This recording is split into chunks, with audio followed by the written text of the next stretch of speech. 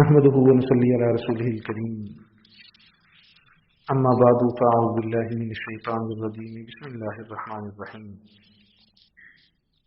يا ايها الذين امنوا اتقوا الله ولتنظر نفس ما قدمت لغد واتقوا الله ان الله خبير بما تعملون وقال النبي صلى الله عليه وسلم موتوا قبل ان تموتوا وحاسبوا قبل ان تحاسبوا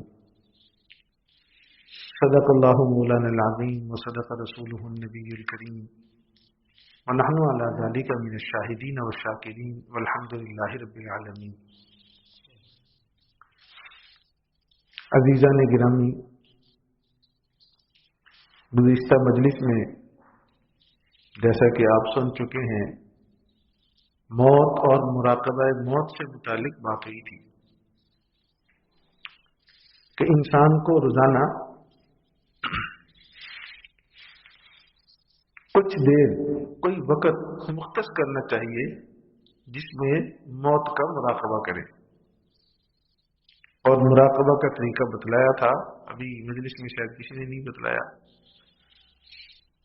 کہ آنکھیں بند کر کے یہ سوچے کہ میرے اوپر سکرات اور نزع کا عالم طاری ہو رہا ہے، اور یہ ہونا ہے. ہمارے کتنے پیارے ہماری آنکھوں کے سامنے وہ اسی طرح اللہ کے حضور پہنچے. اب سکرات کا عالم طاری ہے، موت کے آثار ظاہر ہو چکے، سب قرابت دار محبوب رشتہ دار پاس جمع ہے، ان کی نظروں کے سامنے بے بس پڑا ہے،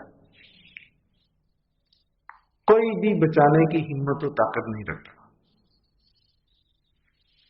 کبھی ماں چاہتی ہے یہ میرا بیٹا مجھ سے جدا ہو جائے، بسا اوقات اس کی گود میں اس بچے کی موت واقع ہو جاتی ہے، تو بے بس پڑا اور یہ کیفیات چل رہی ہیں. عزیز و اقارب رو بھی رہے ہیں لیکن کر کچھ نہیں سکتے. عرض کیا تھا، پھر سوچے پاؤں کی جانب سے روح نکلنا شروع ہوئی اور آہستہ آہستہ پہچان ختم ہو رہی ہے، آنکھیں جواب بے نور ہو رہی ہیں، زبان کند ہو رہی ہے، دل کی دھڑکن بدم پڑ رہی ہے. سوچے ہوگا بیماری کم از کم ایک چھوٹی سی موت ہے، اس میں کچھ جھلک موت کی نظر آتی ہے. تو سوچے کہ اس طرح میں پڑا ہوں اور بالآخر روح پرواز کر گئی.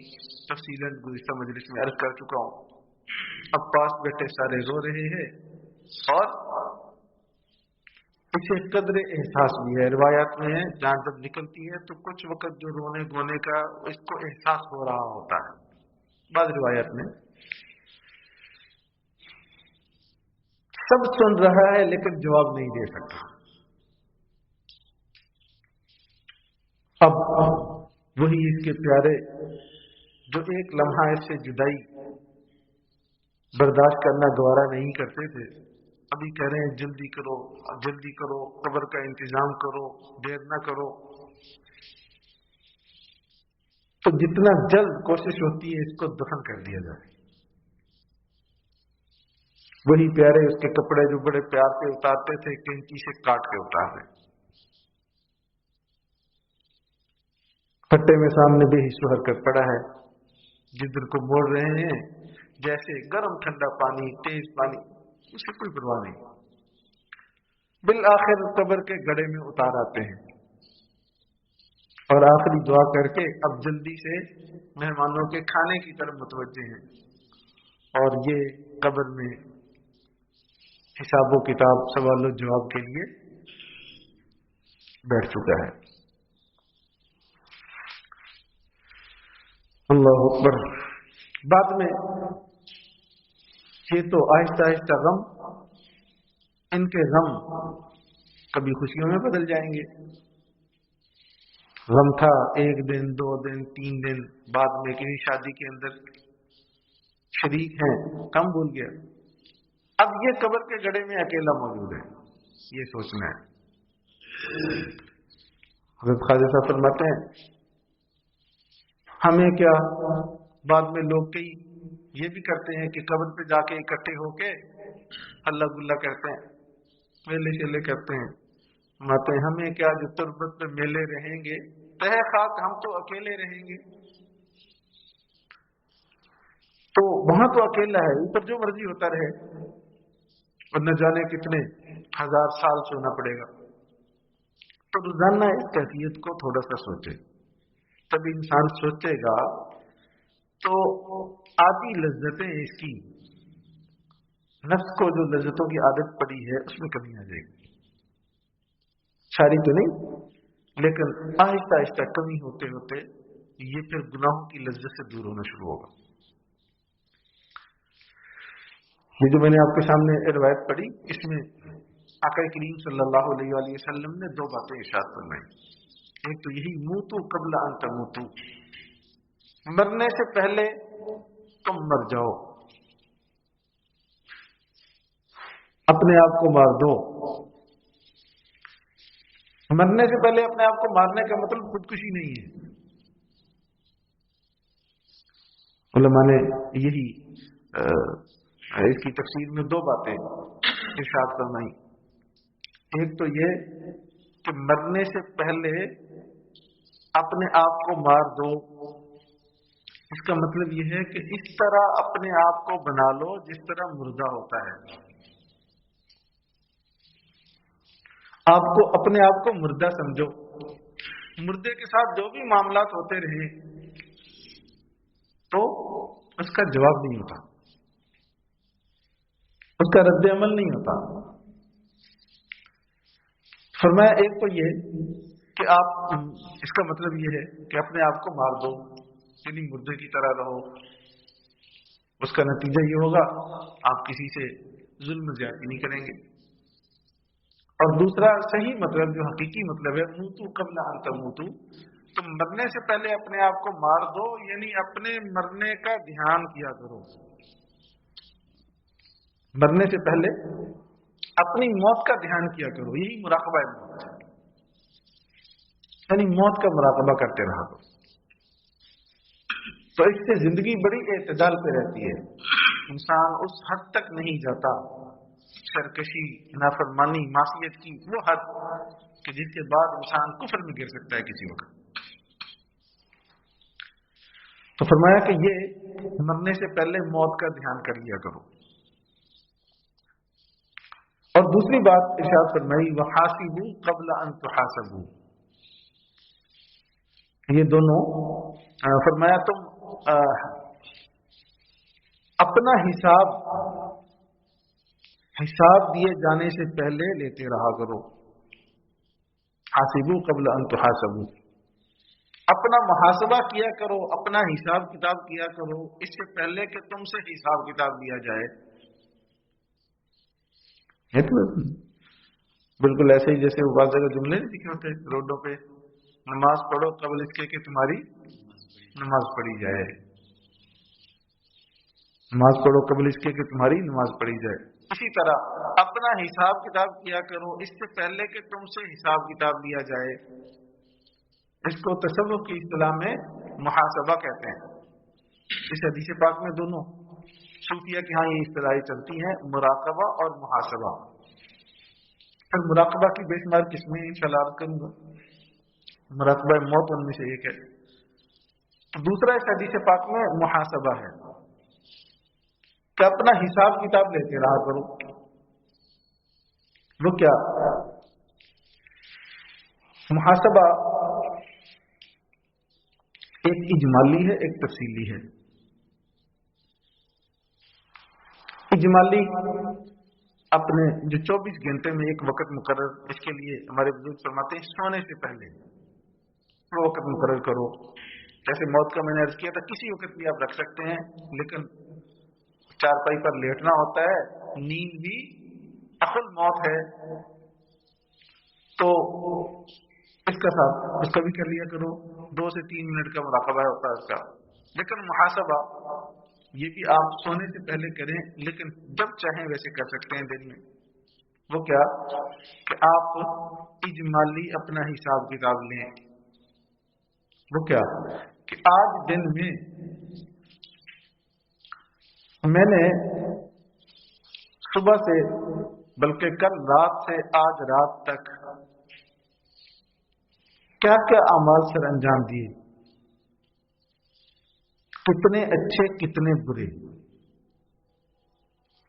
जितने अच्छे अमाल, तिलावत की तौफीक हुई, तहज्जुद की तौफीक हुई, फजर की नमाज की तौफीक हुई, फजर के बाद कुछ अज़कार और तिलावत की तौफीक हुई, इशराक की तौफीक हुई, ये जितने अच्छे अमाल सामने आते जाएं, जो भी आए फौरन कहते जाओ अल्लाहुम्मा लकल हम्दु व लकश शुक्र। ऐ अल्लाह तेरा शुक्र है कि मुझे इन नेक अमाल की तौफीक नसीब फरमाई। और इसी तरह उसके बाद क्या क्या मुझसे कुताहियां हुई। इंसान है, उससे खैरें भी जारी होती हैं, शर भी निकलता है। तो जो जो गुनाह हुए हैं सोचकर उन पर अस्तगफिरुल्लाह पढ़ता जाए। 24 घंटे का अपना हिसाब किताब करना कोई मुश्किल नहीं है। आप सुबह से सोचेंगे ना, फजर से अभी तक आपको याद होगा आज मैंने क्या कुछ किया, उसमें कितनी अच्छी चीजें थी और कितनी बुरी चीजें थी। अच्छी बातों पर अल्हम्दुलिल्लाह कहते जाओ, शुक्र करते जाओ, उससे ये नेकियां, ये नेक अमाल में तौफीक बढ़ती चली जाएगी। शुक्र का नतीजा ये होता है कि नेमत बढ़ जाती है। अल्लाह मजीद तौफीक अता फरमाएंगे। और जो कोताहियां हुई हैं उस पर इस्तिग़फ़ार करो। इस इस्तिग़फ़ार का नतीजा ये होगा कि आप इन कोताहियों में, गुनाहों में कमी वाक़ई हो जाएगी। हदीस पाक में शैतान ये कहता है कि मैंने लोगों को गुनाह करवा करवा के हलाक किया था, इन्होंने इस्तिग़फ़ार कर करके मेरी कमर तोड़ दी। इस्तिग़फ़ार से शैतान की कमर टूटती है। तो जो कोताही हो जाए उस पर इस्तिग़फ़ार कर लिया जाए। तो जो आदमी ये अर्ज़ कर रहा था, ये इजमाली है। अब तफसीली मुहासबा, उस पर थोड़ा सा आगे चलकर वक्त लगता है। आपने अपना मुहासबा शुरू किया फजर की नमाज का, उसकी तफसील में जाएं, उस नमाज में कितनी तवज्जो रही, कितना ध्यान रहा, हुजूरी के साथ पढ़ी या बेहुजूरी के साथ पढ़ी, उसकी तफसील में जाएं। तिलावत जो की उस वक्त जज्बात क्या थे, क्या किसी को दिखलावा तो नहीं था, क्या रूटीन में कर रहा था, क्या तस्वीर नियत हो चुकी थी, क्या अंदर ये जज्बा था मैं अपने अल्लाह को खुश कर रहा हूं। एक एक नेक काम उसकी तह में जाए कि ये किस नौइयत का मुझसे शर्जत हुआ। अब उसमें जो जो अच्छी बातें थी तस्वीर नियत के साथ, हुजूरी के साथ, इस पर दिल से अल्लाह का शुक्र अदा करो। और जो उसमें कुताहियां थी उस पर फिर इस्तिग़फ़ार करो कि अल्लाह इसमें अभी मेरी नमाज कामिल नहीं है, उसमें न खुशू कामिल है न खुजू कामिल है।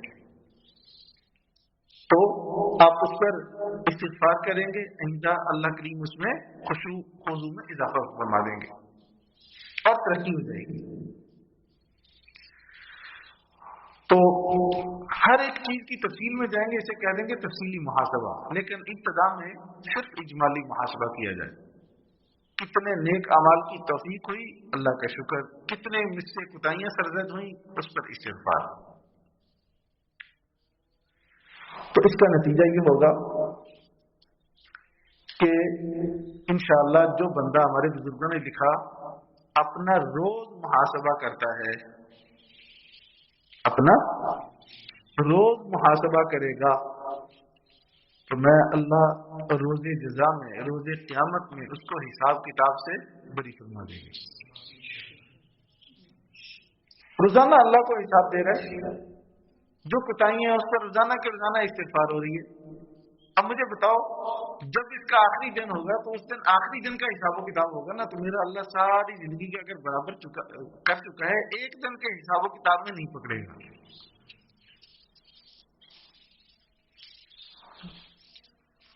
تو اس کی مثال ایسی ہے بزرگوں نے دی، یہ ادارے ہوتے ہیں نا جتنے بھی، ان میں آڈٹ ہوتا ہے سالانہ، وہ باہر سے کوئی آ کر لیتا ہے، آڈٹ کرتا ہے۔ ہمارے بھائی منظور صاحب بیٹھے ہیں، یہ بھی اسی شعبہ کے ساتھ منسلک ہیں، حساب و کتاب کے ساتھ۔ ایک کرتے ہیں اپنے تئیں، تو سال کے بعد سرکاری کوئی بھی ایڈیٹر آتا ہے، آ کر آڈٹ کرتا ہے، ایک ایک چیز، یہ جو تم نے لکھا ہے اس کا بل کہاں ہے، یہ کہاں ہے بل، اور اس کی ڈیٹ میں مطابقت ہے کہ نہیں ہے، ایک ایک چیز کی جانچ پڑتال کرتا ہے۔ یہ سالانہ آڈٹ ہے۔ اور ایک انٹرنل آڈٹ ہوتا ہے، جانتے ہیں وہ کیا؟ کہ جب سالانہ آڈٹ آنے کا وقت ہوتا ہے، اس سے پہلے جو خود یہ یہاں کے ہوتے ہیں حساب و کتاب لکھنے والے، وہ اپنے سے ہی اس کو میچ کرتے ہیں کہ بھی اس نے لینا ہے، اس سے پہلے میں اپنا کیا کر لوں، کھاتے کو صحیح کر لوں، ایسا نہ ہو اس وقت وہ ایڈیٹر مجھ سے سوال کرے میں پھنس جاؤں۔ جی پری آڈٹ بھی کہتے ہیں۔ اچھا، ہاں جی۔ اب یہ جو محاسبہ ہے، یہ گویا کہ انٹرنل آڈٹ ہے، ہم خود اپنا حساب و کتاب کریں کہ میں ٹھیک ہوں، کہیں غلطی تو نہیں ہے، جمع تفریق میں کہیں اونچ نیچ تو نہیں ہوئی، بل پورے ہیں ساتھ، جہاں نہیں ہے تو وہ کیا کر لے گا، اس کو استغفار کی پرچی لگا دے گا، وہ پورا ہو جائے گا۔ تو جس نے یہ روز کے روز کیا ہو، اس سے بلا سال کے بعد جو ایڈیٹر آنے والا ہے اس کا کوئی خوف ہوگا؟ بالکل اسی طرح جو انسان اپنا روز کے روز محاسبہ کرتا ہے، انشاءاللہ یوم جزا کے حساب سے اللہ اسے مستغنی فرما دے گا۔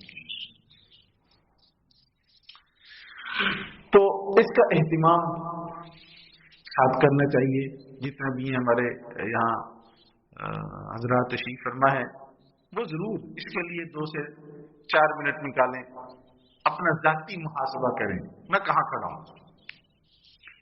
تو اس سے آپ دیکھیں دنوں میں اعمال کے اندر ترقی شروع ہو جائے گی۔